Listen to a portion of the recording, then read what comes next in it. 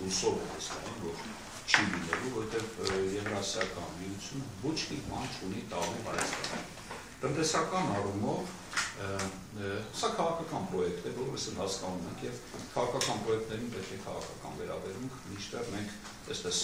գրավ ենք դնում մեր ամբողջ լավ թե վատ, բայց գոյություն ունեցող համակարգը։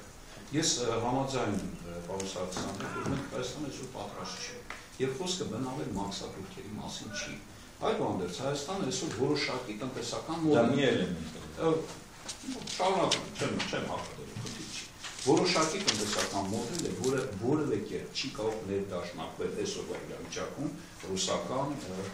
մաքսային միությունը հասկանում Ռուսաստանի մասին։ Այդ մոդելը է։ Այդուհանդերձ մենք ունենք հատվածներ, որտեղ ազատական ռեժիմները դեռ գործում են։ Գիտեմ, աշխուժային քաղաքականությունն է, այս հատվածները եւ այլն։ Եվ եկեք ու տեսեք, որ մենք եթե մտնենք այսօրվա այն համակարգի մեջ, որը մաքսային միությունն է,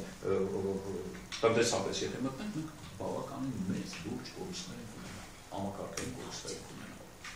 Այս վտանգները կան, դե բան։ Միակ դրական բանը անկեղծ ասեմ, որ ես տեսնում եմ, որ անկախ գործընթացից մեկ տարի հետո Հայաստանի քաղաքացիների զգալի մասը դեմը լինելու այդ Եվրասիական տնտեսական միության ինչ է խոսքս։ Ես հիշում եմ հարցման հարցումները կասկածի տակ չեմ դնում։ Անցած տարի 70%-ն էին կողմ, այս տարի 72, հիմա 57։ Ну միտեղ ես կարծացել եմ, ես չեմ հնարավոր։